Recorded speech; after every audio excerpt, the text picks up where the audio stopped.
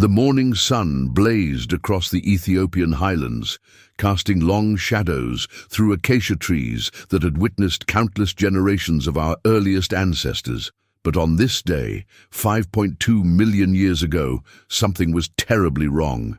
The air carried an ominous tremor, a vibration that seemed to pulse through the very bones of the earth itself. In the distance, where the great valley stretched toward the horizon, a wall of churning brown water was racing toward everything these primitive hominids had ever known.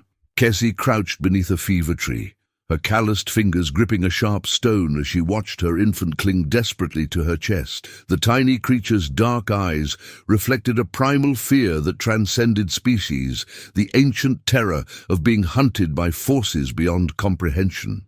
Around her, the scattered members of her small band pressed against tree trunks and rocky outcroppings, their guttural calls of alarm piercing the humid morning air. They had never seen anything like this.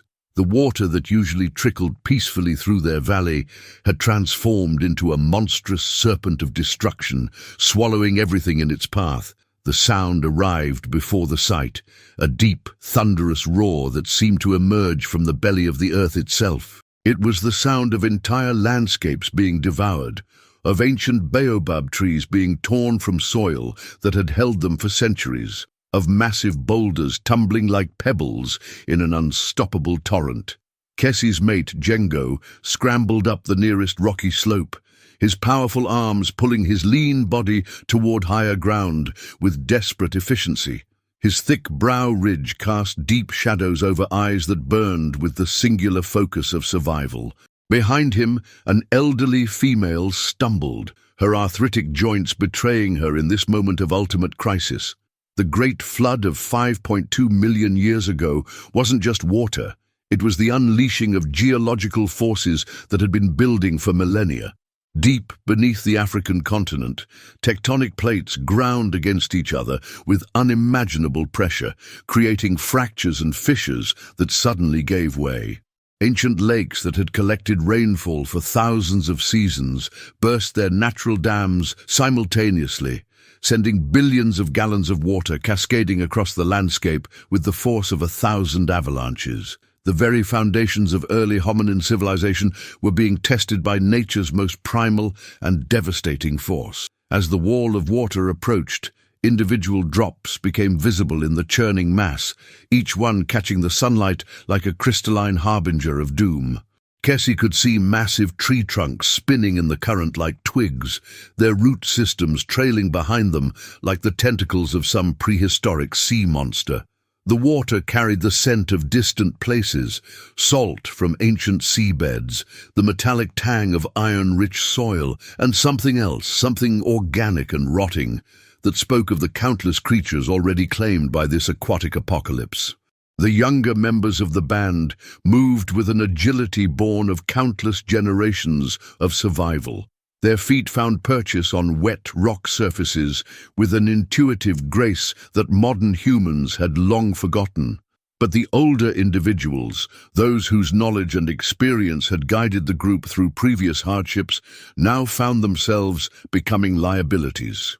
The cruel mathematics of survival in prehistoric Africa meant that sometimes the wisdom of elders had to be sacrificed for the future of the species. Jengo's powerful voice cut through the chaos, a series of barks and grunts that conveyed urgency without the need for complex language. His communication was pure emotion and instinct, warnings about loose rocks, directions toward higher ground, reassurances that carried the weight of alpha authority.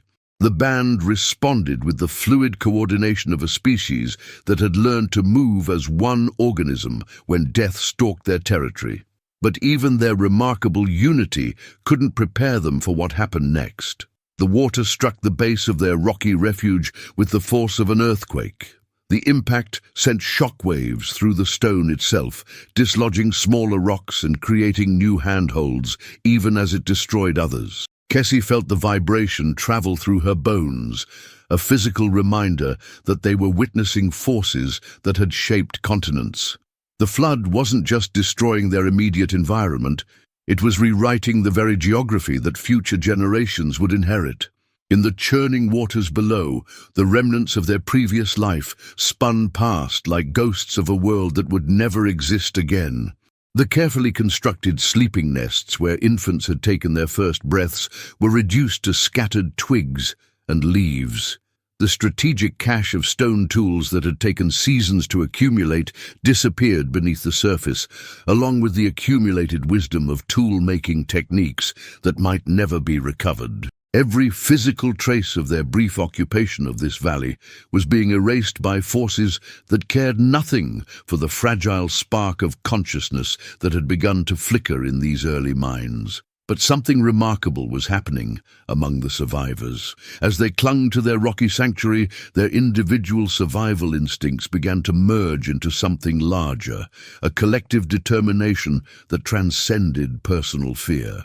Kesi watched as Jengo extended his powerful arm toward the struggling elder, pulling her to safety despite the risk to his own position. The gesture wasn't calculated or rational. It was the spontaneous expression of something new in the evolutionary timeline, a capacity for sacrifice that would eventually become the foundation of human civilization.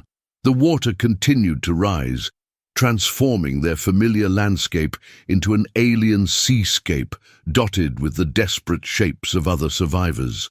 In the distance, Kesi could see other hominid groups clinging to their own refugees, tiny clusters of brown bodies pressed against whatever high ground they could find. Some groups were larger, some smaller, but all shared the same desperate focus on the next handhold, the next breath, the next heartbeat in a world that had suddenly become entirely unpredictable. The flood carried more than water and debris. It carried the seeds of evolutionary change. The individuals who survived this catastrophe would pass on genes that had proven themselves under the ultimate stress test. Their descendants would inherit not just the physical traits that had enabled survival, but also the behavioral patterns, the social bonds, and the cognitive flexibility that had meant the difference between life and death on this terrible morning. The Great Flood was simultaneously destroying and creating the future of human evolution. As the day wore on, the water's fury began to show signs of exhaustion. The torrential flow gradually slowed from a thunderous cascade to a swift but manageable current. Debris continued to spin past their rocky refuge, but the immediate threat of being swept away began to diminish. Kesi felt her infant's grip on her fur loosen slightly as the tiny creature sensed that the worst danger had passed. But the real challenge was just beginning. The valley that had provided everything they needed for survival, water, shelter, food sources, and protection from predators, no longer existed. In its place lay a drastically altered landscape that would require entirely new survival strategies. The fruit trees that had sustained them through lean seasons were gone, their twisted remains scattered across a terrain that looked more like the surface of an alien planet than the familiar territory they had called home for generations. Jengo was the first to begin the descent from their rocky sanctuary. His movements were cautious but deliberate, testing each foothold with the careful attention of someone who understood that a single mistake could still be fatal. The water had receded enough to reveal patches of muddy ground, but the surface was treacherous, slick with clay, and studded with hidden obstacles that could turn an ankle or worse. As he picked his way across this transformed landscape, every step was a conscious decision that could determine the survival of his entire group. The psychological impact of the flood was perhaps even more profound than its physical destruction. These early hominids possessed rudimentary but genuine emotional lives, and the trauma of witnessing their entire world disappear in a matter of hours created mental scars that would influence their behavior for the rest of their lives. The constant alertness to environmental dangers, the compulsive need to identify multiple escape routes, the deep suspicion of seemingly peaceful natural settings, all of these survival mechanisms were being burned into their neural pathways by the intensity of their shared experience.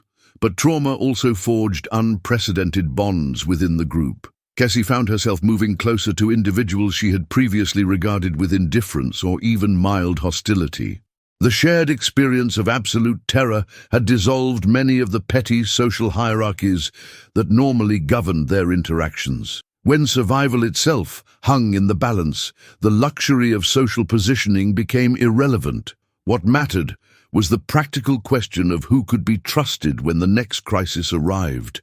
The flood had also created new opportunities for those clever enough to recognize them. As the waters receded, they exposed deposits of clay, stone, and other materials that had been transported from distant locations. Some of these materials possessed properties that made them superior for tool-making, opening up possibilities for technological advancement that might not have emerged for thousands of additional years under normal circumstances. The destruction of their old way of life was simultaneously creating the raw materials for a new and potentially more sophisticated existence. However, the immediate challenge was finding food in a landscape that had been scoured clean of most familiar resources. The termite mounds that had provided reliable protein were buried under layers of sediment. The seasonal fruit trees that had marked the rhythm of their annual migrations were reduced to lifeless stumps or had vanished entirely. The careful mental maps that elders had accumulated over decades of experience were now useless, forcing the group to become explorers in territory that had once been as familiar as their own bodies. As evening approached, the survivors faced their first night in this alien world. The familiar roosting sites were gone, replaced by unstable piles of debris that could collapse without warning. The natural windbreaks that had provided protection from the evening chill had been swept away, leaving them exposed to temperature fluctuations that their bodies were not prepared to handle. Every aspect of their daily survival routine had to be reinvented from scratch. Jengo located a partially sheltered area beneath an overhanging rock formation that had survived the flood's assault. The space was cramped and uncomfortable compared to their previous sleeping arrangements, but it offered some protection from both the elements and potential predators. As the group settled into this makeshift shelter, their usual evening social interactions took on new urgency. The soft grunts and gentle grooming behaviors that typically marked the end of each day now served as vital reassurance that they had survived another crisis together. The night sounds were different too. Instead of the familiar calls of nocturnal creatures going about their normal routines, the darkness was filled with the distressed cries of animals that had also been displaced by the flood. Predators and prey alike had been forced into unfamiliar territory, creating unpredictable dangers that required constant vigilance. Kesi found herself starting at every unusual sound, her maternal instincts amplified by the knowledge that the old rules of survival no longer applied. But perhaps the most significant change was psychological. As Kesi lay in the darkness, listening to the breathing of her companions and the alien sounds of their transformed world, something new was happening in her primitive consciousness. The flood had forced her to make rapid decisions under extreme pressure, to evaluate novel situations without the guidance of familiar environmental cues. Her brain was adapting in real time, developing new neural pathways that would enhance her ability to cope with future uncertainties. This cognitive flexibility represented a crucial step in human evolution. The ancestors who survived disasters like this great flood weren't just physically resilient, they were mentally adaptable.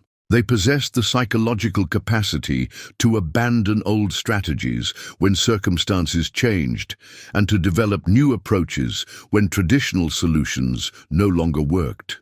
This mental agility would prove even more valuable than physical strength in the long journey toward modern human consciousness. The days that followed the flood were a masterclass in evolutionary adaptation. The survivors had to learn new foraging techniques, develop different social cooperation strategies, and create innovative solutions to problems they had never encountered before. Some individuals thrived in this challenging environment, demonstrating leadership qualities and problem-solving abilities that had been dormant during more stable times. Others struggled with the constant uncertainty, their stress responses overwhelming their ability to function effectively in the new reality. The flood had also created new migration pressures. The valley that had supported their group for generations was no longer habitable, forcing them to venture into territories that might already be occupied by competing groups.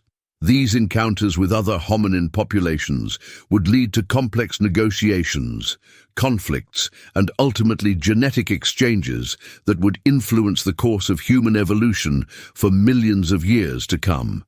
As weeks turned into months, the survivors developed new cultural traditions based on their shared trauma. Certain calls became associated with flood warnings, certain elevated locations were remembered as potential refugees, and certain behavioral patterns emerged as the most effective responses to environmental disasters.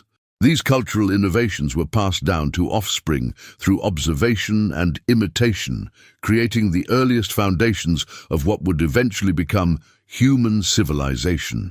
The Great Flood of 5.2 million years ago was more than just a natural disaster. It was an evolutionary bottleneck that tested every aspect of early hominin survival capabilities. Those who survived carried forward not just their genes, but also their hard-won knowledge about crisis management, social cooperation, and environmental adaptation. They had learned that survival wasn't just about individual strength or cunning, but about the ability to maintain group cohesion when the familiar world disappeared overnight. The descendants of these flood survivors would face countless other challenges over the following millennia, but they would face them with genetic and cultural advantages that had been forged in the crucible of absolute crisis. The capacity for rapid behavioral adaptation, the instinct for mutual aid during emergencies, and the cognitive flexibility to abandon failed strategies would become hallmarks of human resilience. The flood that had nearly wiped out the first hominids had instead created the template for human survival that would carry our species through ice ages, volcanic winters, and all the other catastrophes that lay ahead in our evolutionary future.